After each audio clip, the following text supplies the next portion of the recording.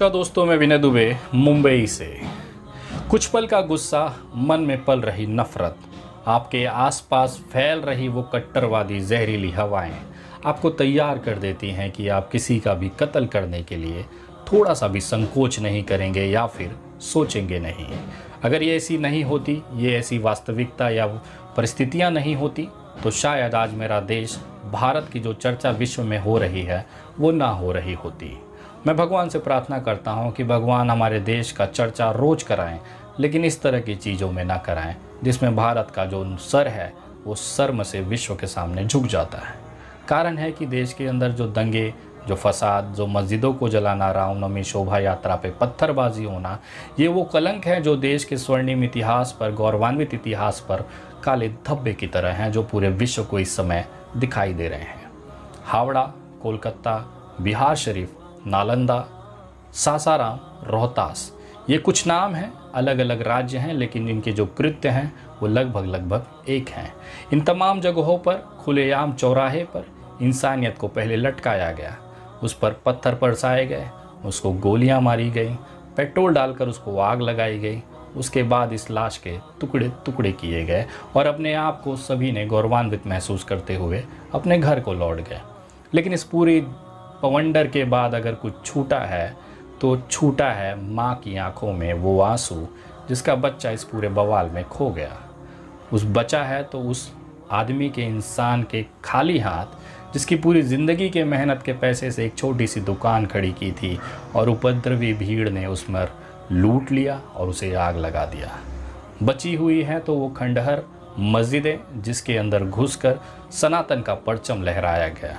वहाँ की धार्मिक किताबें, कुरान और हदीस को जलाकर प्रभु श्री राम को खुश करने की बड़ी मेहनत की गई। आज इस पूरे बवाल के बाद जो बचा है तो एक खौफनाक सन्नाटा, जो ये सोचने पे मजबूर कर देता है कि आखिर ऐसा क्या हुआ जिसकी वजह से आज इंसानियत तार तार हो गई। मैं देख के विचलित हूँ। नालंदा में मेरे एक भाई को मैंने भेजा, उन्होंने वहाँ से कुछ तस्वीरें और वीडियोज़ मुझे भेजी। सोगरा मस्जिद का ये हाल है।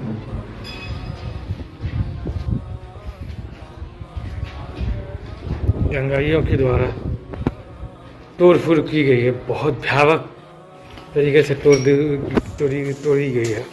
कौन मस्जिद है? ये सोगरा कॉलेज की मस्जिद है। कितने तारीख की घटना है ये? घटना है 31 दिसंबर शाम के 5:30 बजे, रोज़ा के वक्त। रोज़ा के वक्त मस्जिद में लोग थे? लोग मस्जिद में, यहाँ इमाम साहब थे। इमाम साहब को लोगों ने मारने की कोशिश की है। इमाम साहब किसी तरह अपनी जान बचा के निकले।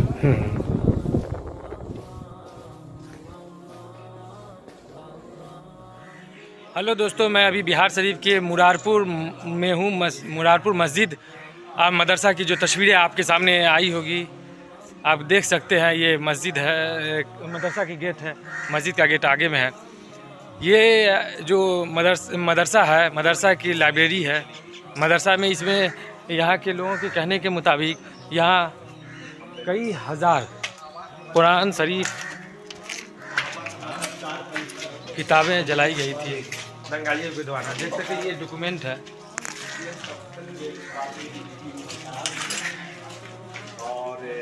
ये किताबें हदीस थे, बुखारी हदीस अभी भी आप देख सकते हैं।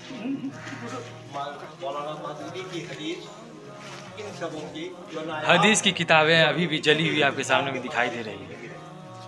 ये हदीस की किताबें हैं। 4000 किताबें, 4,500 इसमें करीब 4,500 किताबें हैं, हदीस, कुरान और बच्चों की। कुरान शरीफ के तरकीब देख सकते हैं किस तरह से दंगाइयों के द्वारा दुकान तक को कबारा गया था। फिर इसके बाद ये जो पेड़ पौधा है, कच्चा पेड़ में आग लगा दिया, जला। तो क्या हुआ था चाचा? कौन जगह है, क्या मामला? मेरा मोहल्ला है, मोहल्ला गगन दीवान है। मेरा नाम मोहम्मद अकबर आज़ाद है। जिला का नाम क्या है? जिला नालंदा है। क्या हुआ था मामला? यहाँ जो है पुलिस स्टेशन में मिली भगत सरकार के जो है दंगा हुआ, मुसलमानों के साथ एक तरफा दंगा हुआ। प्लान था ये। सिर्फ मुसलमानों के ही साथ हुआ है दंगा? दंगा में मुसलमानों ही की संपत्ति मुसलमानों की ही जली है, गाड़ी मुसलमानों की जली है, 2-2 नई बस मेरी जल गई, ट्रांसपोर्ट जल गया, मेरा सिटी पैलेस जल गया, मुरारपुर मस्जिद तोड़ा गया, अदरिया मदरसा को जला दिया गया। इस तरह से बहुत सी चीजें, अनवर मियाँ की स्टेशनरी की दुकान थी उसको जला दिया गया, और हमको जानबूझ के टारगेट करके मारा गया, क्योंकि अंजुमन के हम सेक्रेटरी हैं। ये कार्ड क्यों मिला आपको? क्या किस काम के लिए? ये कार्ड मिला था इसी के लिए, डीएम साहब ने दिया था एसडीओ के मार्फत से, कि आप भीड़ भाड़ में जाइएगा तो आपका परिचय है, मगर ये दे के कंधे में गले में लगा के हमको पिटवाया गया। अभी सर में टाका है? सर में 9 टाका है। 4 मैं टाका। सोच में पड़ गया कि मेरे सनातन में इतने कमज़ोर लोग भी हैं, ऐसे हताश और निराश लोग भी हैं जिनको मस्जिदों में घुसते समय थोड़ा सा भी संकोच नहीं हुआ। मेरे सनातन में ऐसे लोग भी हैं जो किसी के धार्मिक किताब को जलाते हुए अपने आप को गौरवान्वित महसूस कर रहे थे। मैं अफसोस करता हूँ ऐसे लोग हमारे सनातन में पैदा हुए, क्योंकि मेरा जो सनातन है वो दया का, मेरा जो सनातन है वो एक दूसरे को मदद करना सिखाता है, ना कि उनकी जान लेना, ना कि उनकी हत्या करना। आज मैं देख रहा हूँ कि सैकड़ों साल पुरानी मदरसे अज़ीज़िया में केवल राख, टुकड़े, ईंट और पत्थर पड़े हुए हैं। ये कहीं न कहीं हम जैसे तमाम सनातनियों के लिए सर को झुकाने वाली शर्मनाक बात है। मैं दावे के साथ कहता हूँ कि जिन्हें भी इंसानियत में विश्वास होगा वो मेरी बातों से सहमत होंगे। इस बातों का बुरा उन्हीं को लगता होगा जिनको मुसलमानों से नफ़रत उनके दिलों में बनाई जा रही होगी, जिनको लगता होगा कि 125 करोड़ की हिंदू सनातनी आबादी होने के बाद भी एक 19 करोड़ का मुसलमान हम पर हावी हो सकता है। उनको ये गलत जानकारी, प्रोपोगेंडा, वीडियोज़ और फ़ोटोज़ के माध्यम से ये बताया जाता है कि अगर आप नहीं जागे तो मुसलमान आपको कत्लेआम कर देगा। शायद यही कारण था कि बार बार इस तरह की चीज़ों में पढ़ने के बाद इस तरह के दंगे होने स्वाभाविक हैं। लेकिन इन सब के बीच में अगर किसी का फ़ायदा हुआ है तो वो है सियासत का। एक पार्टी दूसरे पार्टी पर आरोप प्रत्यारोप करती है, एक पार्टी दूसरे को इसकी जिम्मेदार ठहराती है। लेकिन इस तमाम चीज़ों के बीच में उस माँ से जाकर कोई नहीं पूछता कि तुम्हारे बेटे की स्थिति क्या है, जो इस समय कब्र में लेटा हुआ या चीता पे जल रहा होगा। उस माँ के पास पहुंचकर उसके आंसू पोंछने के लिए कोई सियासत, कोई राजनीतिक दल नहीं पहुंच रहा है। मैं अपने आप को बहुत शर्मसार महसूस करता हूँ जब ये परिस्थितियों को देखने के बाद ये समझता हूँ कि मेरे ही सनातन धर्म से कुछ ऐसे लोग हैं, कुछ ऐसे जाहिल हैं, मेरे ही सनातन धर्म में ऐसे कमज़ोर निराश लोग हैं जो किसी की हत्या, किसी के घर में घुसकर आग लगाना, दुकानों को लूटने, मस्जिदों को तोड़ने में अपने आप को बहुत बड़े शूरवीर समझते हैं। मैं आज एक घोषणा करने जा रहा हूँ। बहुत जल्द मैं नालंदा, बिहार शरीफ, सासाराम और रोहतस पहुँचूँगा।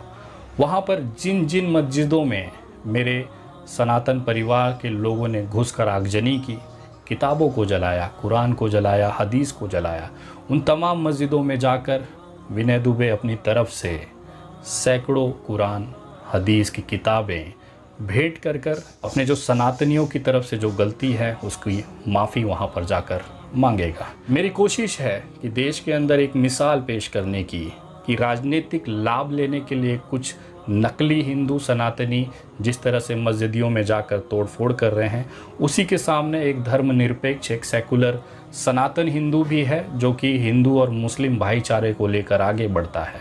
और उसी के प्रक्रिया में मेरी तरफ से, क्योंकि मैं एक ब्राह्मण हूँ, सनातनी हूँ, मेरा ये फ़र्ज़ बनता है कि एक कदम आगे बढ़ाकर उन तमाम मेरे मुसलमान भाइयों के साथ खड़े होना इस समय बहुत ज़रूरी है। उनको ये नहीं लगना चाहिए कि जिस तरह से आज़ादी की लड़ाई के बाद से 2023 तक भारत की विकास और सारी गतिविधियों में जिस तरह से उन्होंने एक सहयोग दिया, आज भारत जिस मुकाम पर है उसमें उनकी भी हिस्सेदारी है। आज भारत की जो खूबसूरती है उसमें उनका भी मेहनत और खून मिला हुआ है। इन तमाम चीज़ों को देखने के बाद उन्हें ये महसूस नहीं होना चाहिए कि आज वो अकेले और एकदम साइड में पड़े हैं। मेरी कोशिश है कि उन तमाम मेरे निराश, मजबूर, अपने आप को अकेले समझने वाले तमाम मेरे मुसलमान भाइयों का हाथ पकड़कर मैं उन्हें ये विश्वास दिलाना चाहता हूँ कि इस देश के अंदर आप आज भी अकेले नहीं हैं। विनय दुबे जैसे तमाम सैकड़ों हिंदू भाई, सनातनी भाई आपके साथ खड़े हैं। आपको निराश होने की ज़रूरत नहीं है। मेरे ही समाज के कुछ ऐसे, मेरे सनातन के कुछ ऐसे नफ़रतबाज लोग भी हैं इस धरती पर जो आपकी तबाही का इंतज़ार कर रहे हैं। उसके सामने एक पहाड़ सा हुजूम ऐसे भी सनातनियों का है जो आपके साथ, आपके दुख में, आपके सुख में कंधे से कंधा मिलाकर खड़ा हुआ है। मैं आज ये घोषणा करता हूँ कि जिस भी मस्जिदों में, जिस भी मदरसों में ये किताबें जलाई गई, कुरान की किताब जलाई गई, हदीसें जलाई गई, उन तमाम जगहों पर विनय दुबे 100 कुरान और उसके साथ में हदीस की किताब खरीदने के लिए जो आर्थिक पैसे हैं वो मैं उस मस्जिदों में जाकर अर्पण करना चाहूँगा, देना चाहूँगा। मैं दिखाना चाहता हूँ इस देश को कि आप भले ही मस्जिदों को जला दो, कुरानों को जला दो, लेकिन विनय दुबे जैसे सैकड़ों करोड़ों लोग हैं जो आज भी अपने मुसलमान भाइयों को ये महसूस नहीं होने देंगे कि आप अकेले हैं। इस दुख की घड़ी में पूरा देश आपके साथ है। अगर आप भी इस तरह के जो तबाह हुए मस्जिदों में, मदरसों में अगर आप कुरान की किताब या हदीसें देखकर उसको वापस से गुलजार बनाना चाहते हैं, उन तमाम दंगे में जो पीड़ित हैं, चाहे वो हिंदू हों चाहे मुसलमान हों, उन तमाम लोगों को उनके घाव पर मरहम लगाना चाहते हैं, तो आप भी इस मुहिम से जुड़कर एक साथ आकर इन तमाम लोगों को राहत देने का काम करें।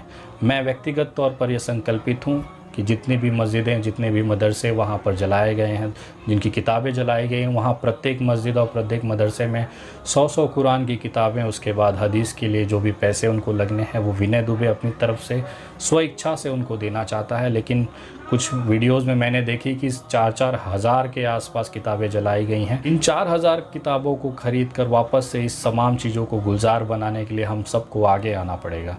मैं अब तमाम लोगों से एक अपील करना चाहता हूँ कि दंगे में बर्बाद हुए उन तमाम पीड़ित परिवारों को मदद करने के लिए, जिनके बच्चे इस दंगे के दौरान में ख़त्म हो चुके हैं, लाशें गिर चुकी, उनको बर्बाद कर दिया गया, किसी माँ की कोख इसमें उजड़ी है, किसी का दुकान तबाह हुआ है, ऐसे तमाम लोगों को इनके घाव पर मरहम लगाकर इस देश की एकता और अखंडता को दिखाने का समय आ गया है। आप तमाम लोगों से मैं निवेदन करूंगा कि अगर आप भी माह रमज़ान के पाक महीने में अगर आप मदद करना चाहते हैं, आगे आना चाहते हैं, तो आप मेरे माध्यम से कर सकते हैं। लेकिन सबसे पहले कोशिश करिए कि आप खुद उस जगह पर पहुँचें, वहाँ पर जाकर अपने हाथों से मदद करें। अगर आपके साथ में ये मुमकिन नहीं है तो आप मेरे माध्यम से भी ये चीज़ें कर सकते हैं। मैंने एक हेल्पलाइन नंबर जारी कर रहा हूँ जहाँ पर दंगे में पीड़ित लोगों के लिए आर्थिक मदद का आह्वान मैं करता हूँ, कुरान ख़रीदने के लिए आह्वान करता हूँ, हदीस के किताबों के लिए वहाँ पर मस्जिदों को वापस से, मदरसों को वापस से गुलजार करने के लिए मैं आप तमाम लोगों से निवेदन करता हूं कि जितना ज़्यादा हो सकता है ज़्यादा से ज़्यादा लोगों को मदद करें, क्योंकि आज जिस तबाही के बाद वो इकलौते बगल में बैठा दिए गए हैं, न सरकार मदद कर रही है, ना कोई संस्थाएं मदद कर रही हैं। तो ये हमारा फ़र्ज़ होता है, ये भारत के हर एक नागरिक का फ़र्ज़ होता है कि उनके इस घाव पर मरहम लगाया जाए। अगर इस मुहिम में जुड़कर आप मदद करना चाहते हैं तो आप हमारे गूगल पे, फ़ोनपे, पेटीएम और UPI नंबर 9820898898 इस नंबर पर आप भेज सकते हैं, या फिर ये QR कोड आप स्कैन कर भेज सकते हैं। अगर इस नंबर पर आपको भेजने में कोई दिक्कत आती है तो आप मेरे दूसरे हेल्पलाइन नंबर 9004929313 इस नंबर पर भी आप कोशिश कर सकते हैं। बहुत सारे लोगों से मैसेजेस आ रहे थे कि इस समय मुझे बिहार पहुंचना है। उन तमाम लोगों से कहना चाहता हूं कि विनय दुबे ऐसी मुश्किल घड़ी में, परिस्थितियों में कभी भी आपका हाथ नहीं छोड़ेगा। मैं बहुत जल्द इन तमाम दंगा प्रभावित राज्यों में, क्षेत्रों में पहुंचूंगा।